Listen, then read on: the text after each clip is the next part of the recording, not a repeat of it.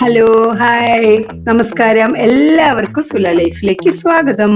ഞങ്ങൾ ചായക്ക് വേണ്ടിയിട്ട് ഉണ്ടാക്കിയത് കേട്ടോ. കപ്പുണ്ട്, നന്നായിട്ട് ഉപ്പ് മഞ്ഞൾപ്പൊടിയൊക്കെ ഇട്ട് നന്നായിട്ട് വേവിച്ചിട്ട് ഒന്ന് ഉടച്ചിട്ട് അതിൽ സബോള, ഇഞ്ചി, പച്ചമുളക്, കുറച്ച് അരിപ്പൊടി, ക്രിസ്പിക്ക് വേണ്ടിയിട്ട് കുറച്ച് അരിപ്പൊടി ചേർത്തു.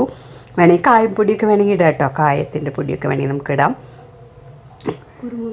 പിന്നെ കുരുമുളക് ഇട്ടു, ജീരകം, കുരുമുളകൊക്കെ കുറച്ചൊക്കെ ഇട്ടു. അപ്പം അങ്ങനെയൊക്കെ ആയിട്ട് ചില്ലി ഫ്ലേക്സ് ഇട്ടു എരിവിന് വേണ്ടിയിട്ട്. കുറച്ച് നന്നായി കുഴച്ചിട്ട് ഞങ്ങൾ വട പോലെ ഉണ്ടാക്കി.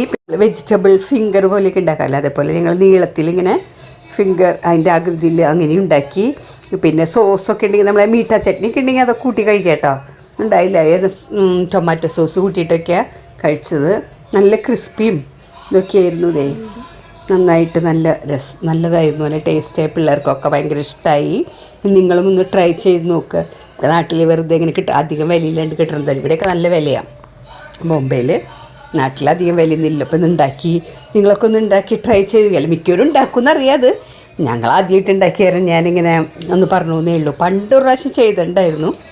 പക്ഷേ ഇത് എണ്ണയൊക്കെ ഒഴിച്ച് നന്നായിട്ട്